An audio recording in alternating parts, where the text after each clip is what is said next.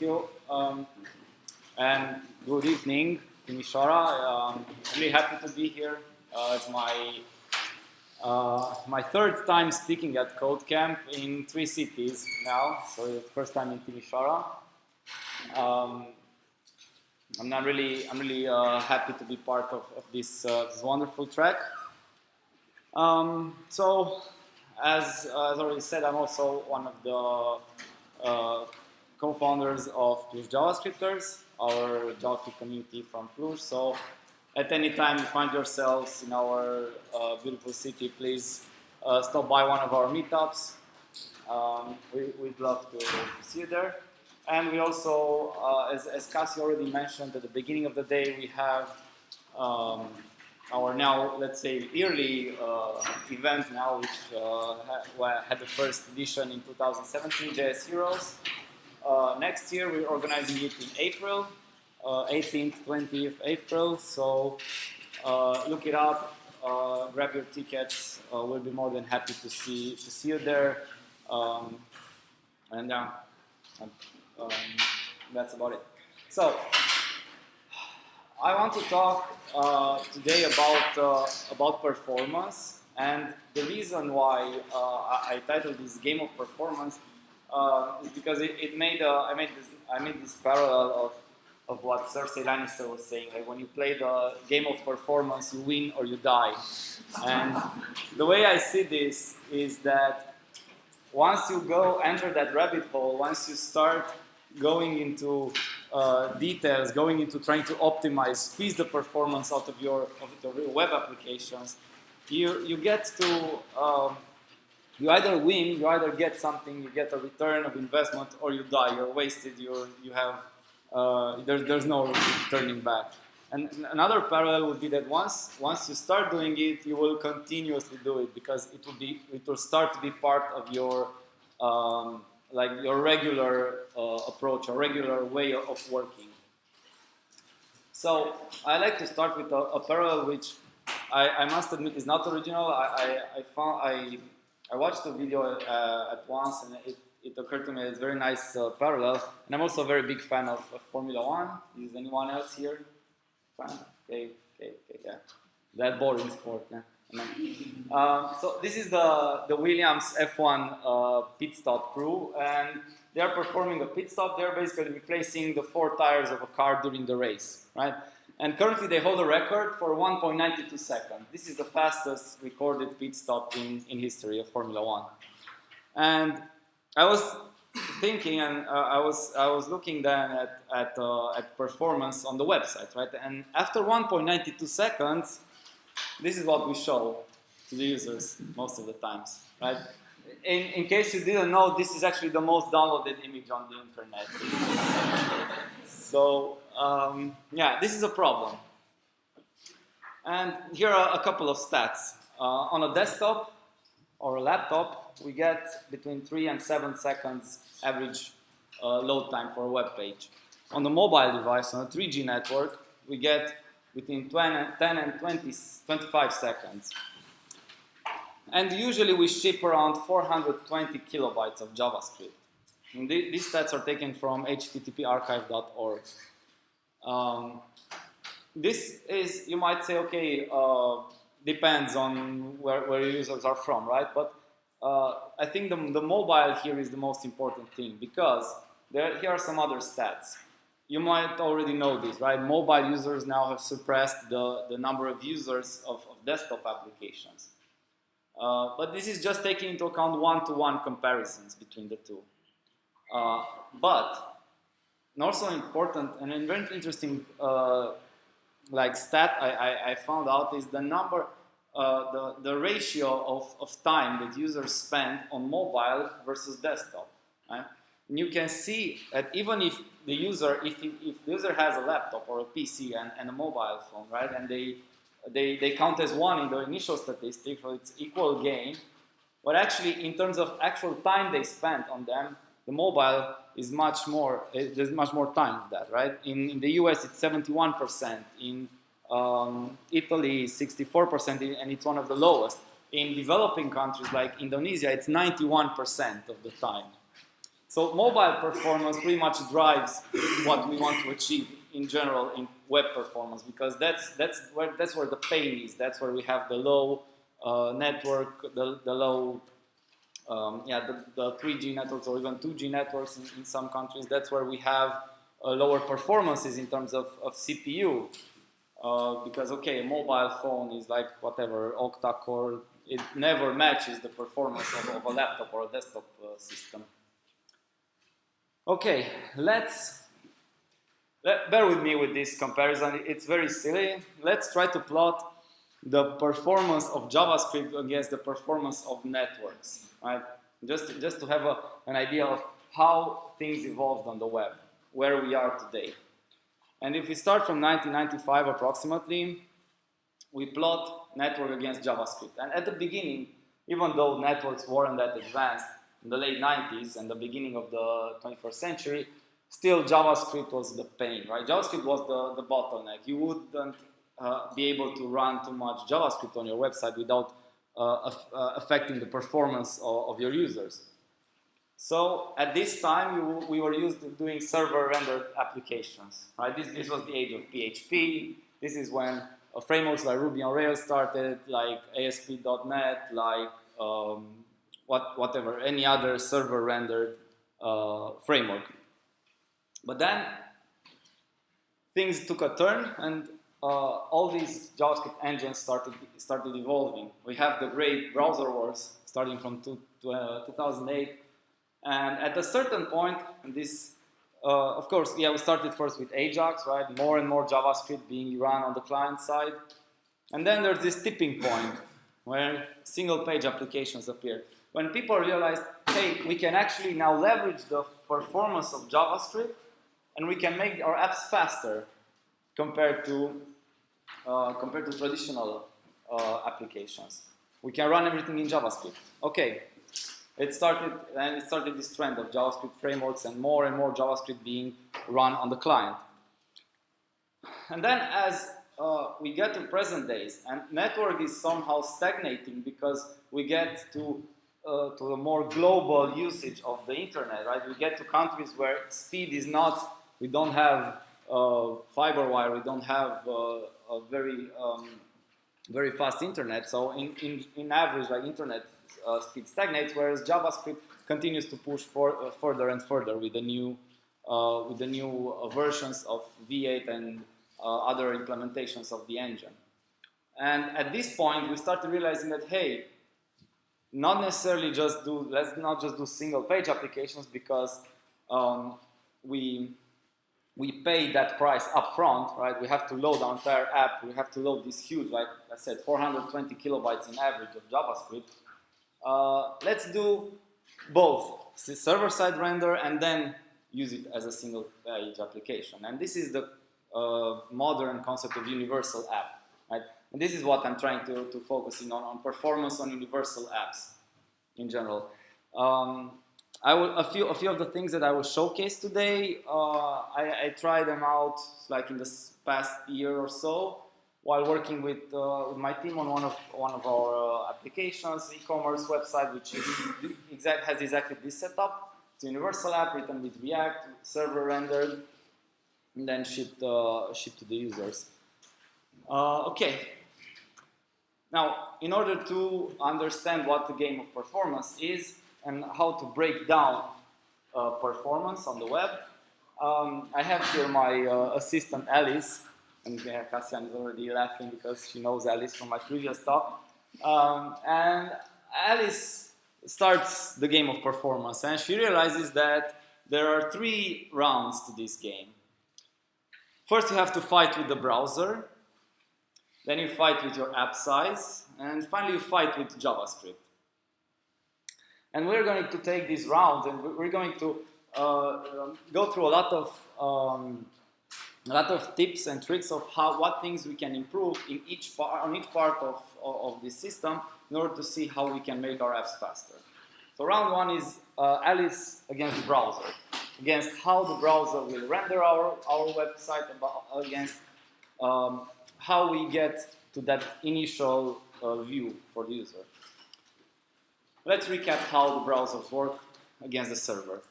we get to a website. We do a get call. We get back some HTML. This initial part is called the time to first byte. This is the actual performance of our server, right? So it's not something that we as developers of a front-end app can affect in any way. Of course, unless we do server-side render, that's another story. At that point, we start parsing HTML, and we start getting, we start with the head, of course, and we get requests to CSS, to fonts. Whenever the browser finds a request, like an external link, it pauses the parsing of the HTML and fetches that resource, and then resumes, and so on.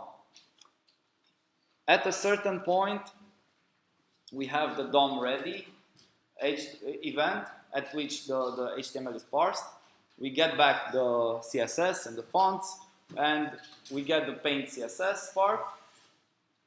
And after everything is done here, we have our first meaningful paint. This is the most important point maybe in the rendering process, because this is the point at which the user sees more or less what our application looks like. Maybe not all the pictures are loaded, maybe some data that's still being fetched from an API is missing, maybe yeah, he sees just some sketches, but in general the layout is there, the fonts are there, and he gets an idea of what the website is about. So this is also the point of where you start perceiving, like, okay, this is the point of where, okay, the site is loaded from your perspective. At that point, ideally, you should start going for your JavaScript files. You should start doing some API calls that are maybe fetching data that is not needed at the initial render. We get that back. Of course, JavaScript is being parsed. At a certain point, the CPU is relieved of all this script parsing and from HTML, CSS, JavaScript, and that's the event of page interactive, where the user can actually scroll without any jank effect, or when the I don't know, he can focus on inputs and so on. And then we have the full load event when all the statics are there, where all the images are loaded, everything is loaded. Okay, so this is pretty much what was the cycle of rendering. And what we are interested in when we play against the browser is on this first part here. I'm trying to optimize this time, the time to first meaningful paint, which is also called a critical rendering path, because any operation that we do until that point will postpone that first meaningful paint. And I have here an example from a mug, running it through one of the tools, which I will show later. And you see here they have 15 resources in their critical request chain, meaning that you have to wait for all these resources to be loaded until you actually can see something on the website. And I highlighted here because they load a lot of JavaScript also. So this is not necessarily optimal, because you don't necessarily need JavaScript on the page for the user to see something. You need just HTML, CSS, and fonts. Okay, first thing we need to do to optimize this critical rendering path is to avoid having to need JavaScript for your render, right? So you want to render your app on the server and ship HTML to your users. Doesn't matter that your app is fully JavaScript, it's React, Angular, Vue, doesn't matter. Ideally, you should server render it and then ship the rendered HTML to the users. That way you don't need to wait for both the initial request to fetch the, let's say, the empty HTML. You don't need to wait for all the other requests and the entire JavaScript framework plus your code. You just have to wait for the rendered HTML, and you can display something like that on the right side here. So this is normally what you would see on the server or on a single page app with without server rendering support, like in the days of Backbone and Angular.js. Okay, then what we do with the JavaScript? We don't need it up front, so we defer loading and execution. And there are two possible attributes for this, for your script tags. It's async or defer. The difference between them being that with async, you you have to, the script will be executed as soon as it is fetched. Whereas with defer, it is actually executed at the end when the entire HTML has been parsed. So basically, JavaScript with defer starts to keep the CPU busy with parsing and executing it only after you have your first meaningful paint. And also, you want to use defer in most of the cases versus async, because defer will ensure you that the order in which you have put your scripts in your HTML is the exact order in which they will get executed. Whereas with async, as soon as they come back, they will be executed. So you can get into problem with that. Then we focus on what we render, because okay, we might have this kind of very long layout, right? Very, especially on mobile, where layout scroll tends to be pretty long. And yeah, you're loading all these images and content here, but the user doesn't need it. He needs just what's above the fold. This is the term to render content which is above the fold, to prioritize content which is above the fold. And of course, browsers are pretty smart. They will know to prioritize this. For example, an image which is placed here in Chrome will have a high priority in downloading, whereas an image here will have a low priority. But you can also optimize other things here, like the CSS.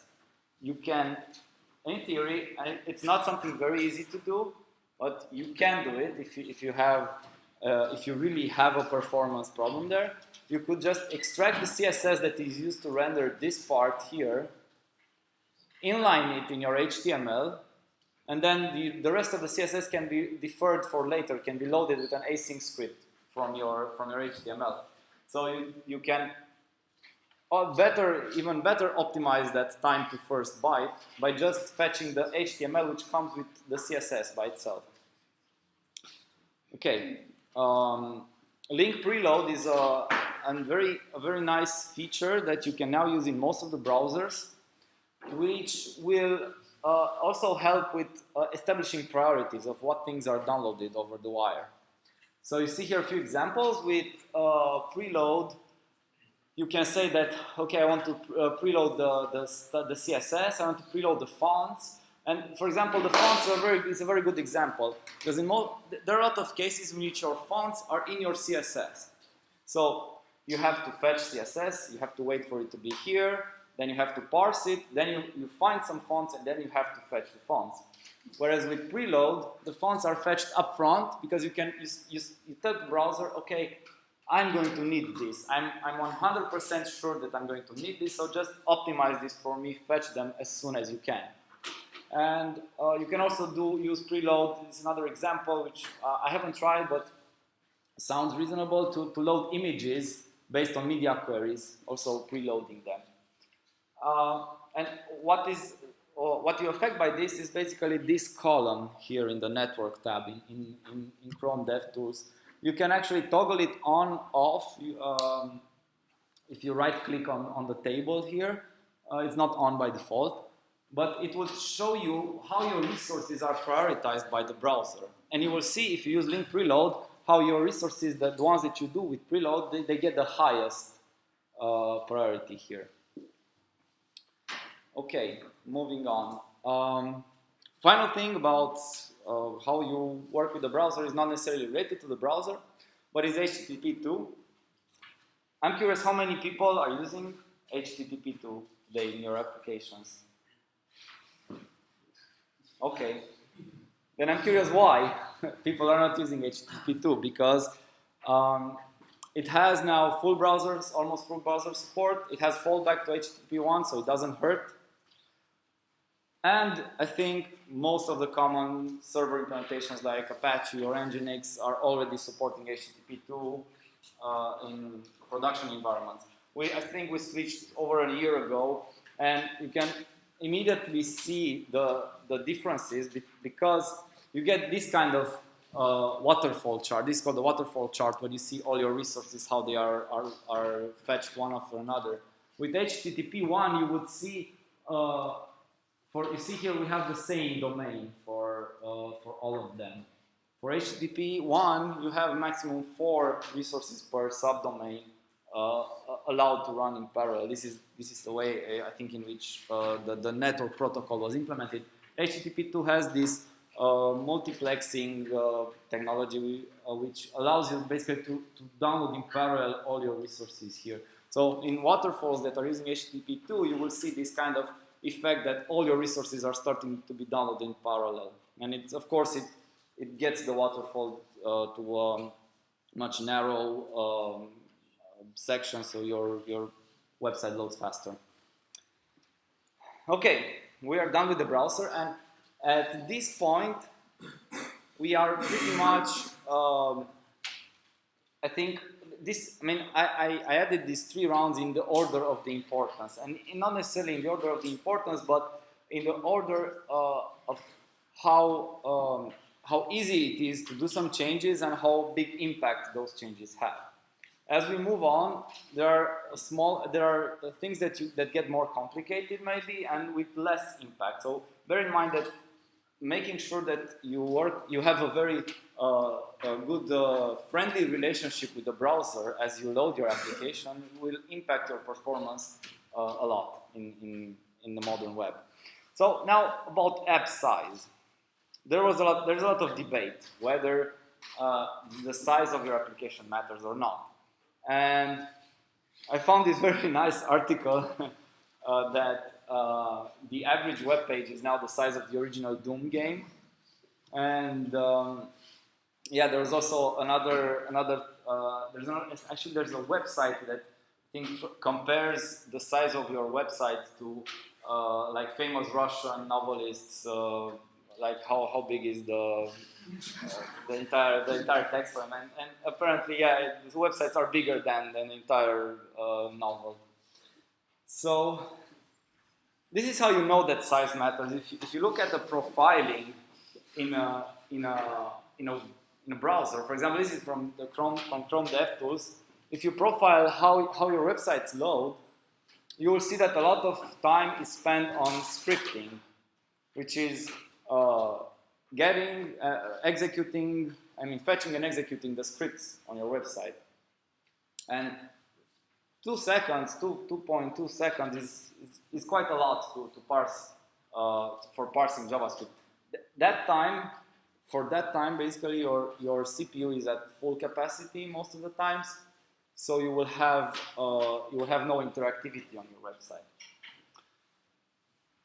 First things first, of course, we minify and use JZ to make sure that our code is as small as possible. And of course, I hope I don't need to stress this. JZ is really a huge improvement. Like for some scripts, it can be even 5 times. You can bring the size 5 times. These are actually numbers that I'm taking from the current application that I'm working on, the one I discussed with you. Also, make sure you minify and JZ the CSS, because I saw a lot of examples in which people aren't minifying CSS. And you can actually squeeze some kilobytes out of that too. Yeah, this is pretty obvious. Then we go to images. We load full HD images on a mobile device, which is 360 pixels wide. And I get it, the image is beautiful, especially that one, but it's not needed there. This is clearly causing a lot of performance issues, especially if the image is above the fold, if the image is imported, if it's if it's in your headline or in your in the main part of the screen. You should load images based on media queries.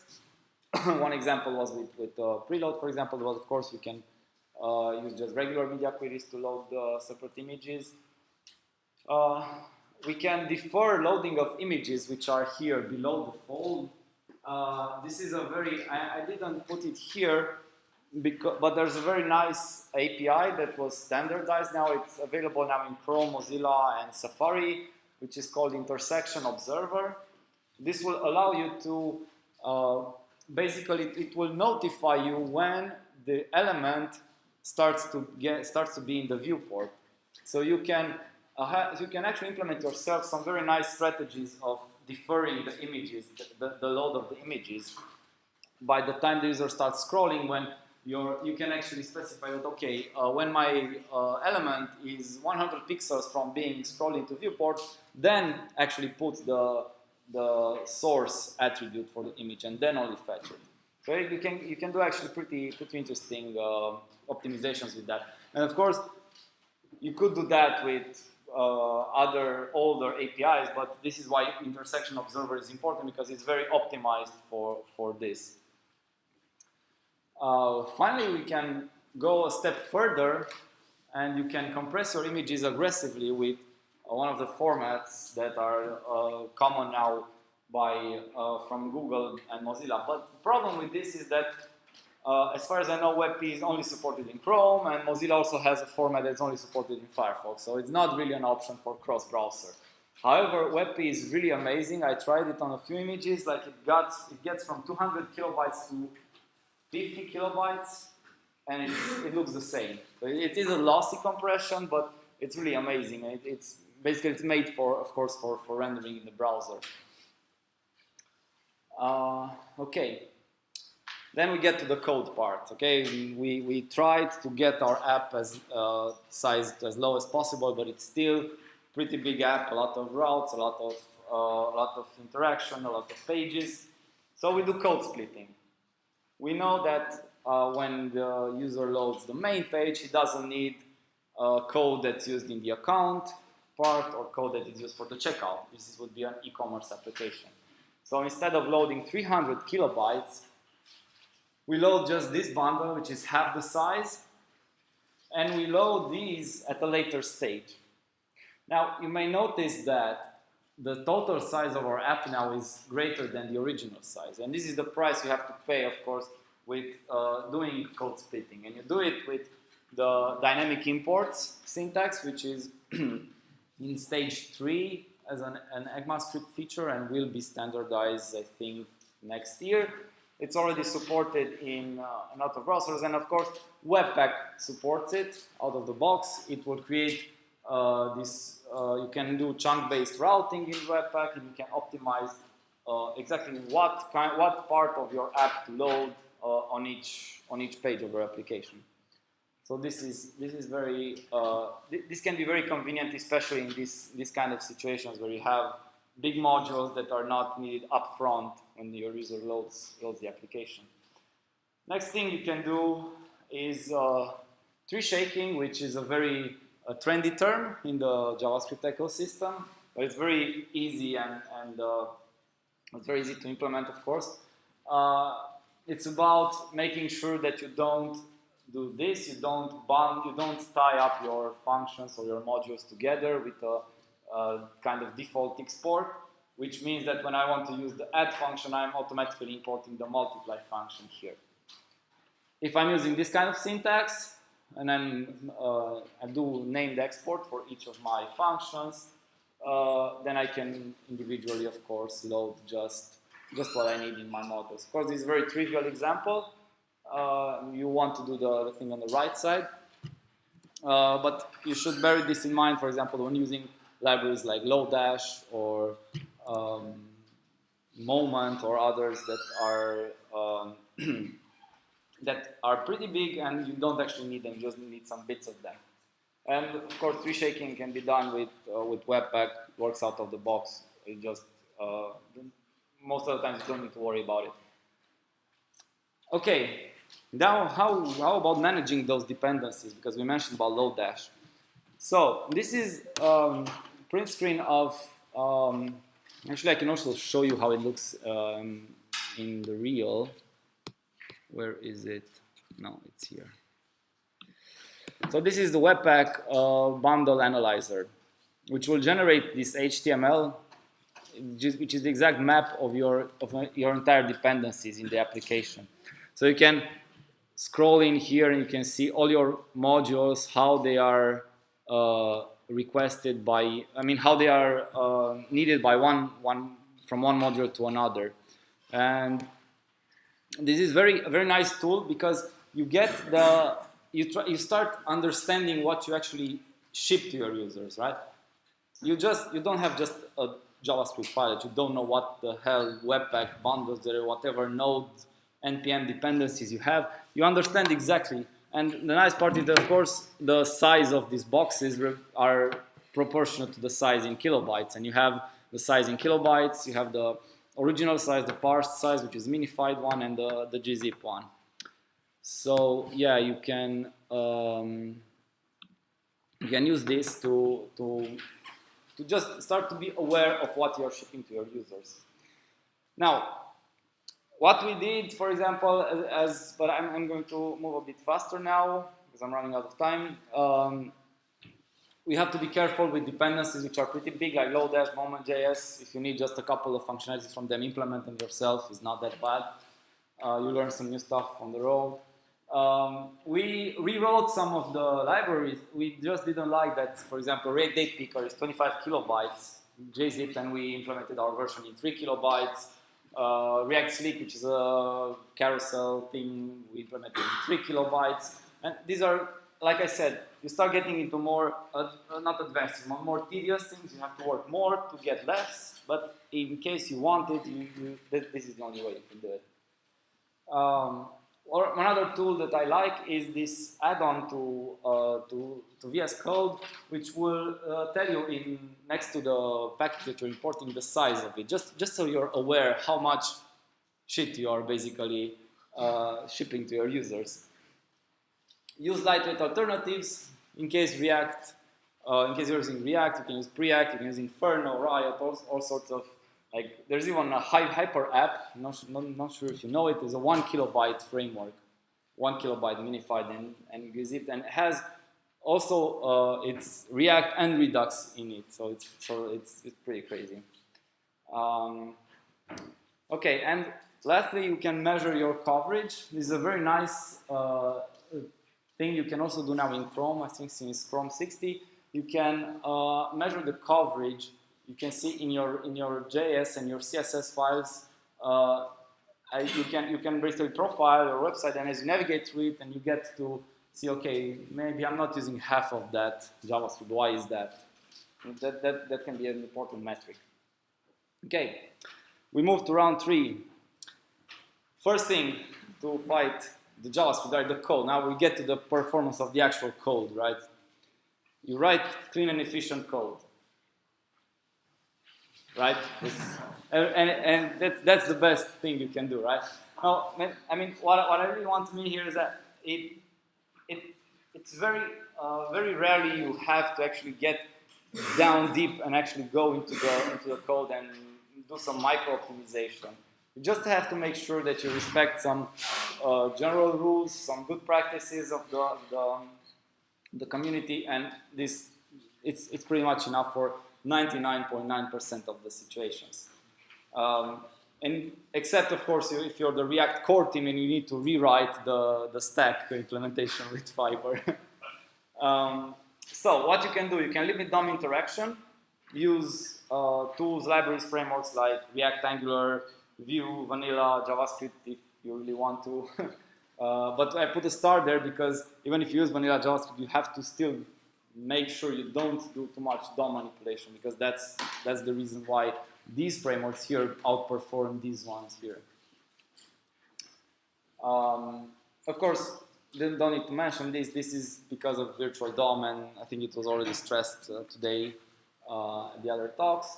Pure components. This is what we want to achieve in our application. We want to have as many components that are just a representation of the state. We have this canonical, beautiful formula that the view is the function of the state. Then we get to maybe a bit of a tricky part with CSS. You have to make sure that your animations perform well. You have to understand maybe the whole process of painting, the 5 stages of how something gets rendered in the browser actually, and especially the parts with layout, paint, and composite, which are pretty time consuming depending on what you're doing. And if you do a profile, if you run a profile in Chrome, you will get some parts. Maybe you'll get some parts where you see some red warnings there. You say force reflow is likely a bottleneck. This means that frames were dropped. It means that your animations weren't smooth because of various reasons. And you can actually check this very nice link. I will post the slides after that, so you can get the link. It's a post by Paul Irish in which he mentions all the properties which if you access from JavaScript will automatically trigger a reflow. And this is something very interesting. If you, for example, if you use the function get client bounding rectangle, or how the function is, it's a get, so you assume you don't do any harm, but actually the get will force the browser to do a reflow because the browser tries to optimize things. He tries to do it asynchronously. So when you say get, when you do that get, you force it to, okay, I have to make all the computations now because he's asking me, right? So you're introducing performance bottlenecks even if you read state, even if you read stuff from the DOM. Okay, profiling tools would be your best friend at this point. I know Chrome, I mean, I'm still half scared of this when I see it. I don't know half of these things. I'm trying to learn them myself. You can see in Chrome DevTools, if you run a profile of your website, you can see the amount of time spent on loading, scripting, rendering. You can see the stack traces, how your functions are calling other functions and so on. You can see here the frames, and in case here, no, actually not that. In case you might have some red parts here where there are frames dropped in your frames. Okay. One other thing which I found really very useful actually at this point is the passive event listener. This is just a short YouTube video. See the difference on the right? The right one uses passive event listeners. You see the difference in performance. It's a relatively new thing, and it works in most of the browsers. It doesn't do any harm in the old browsers. There's a small catch there, but you can read it in the documentation.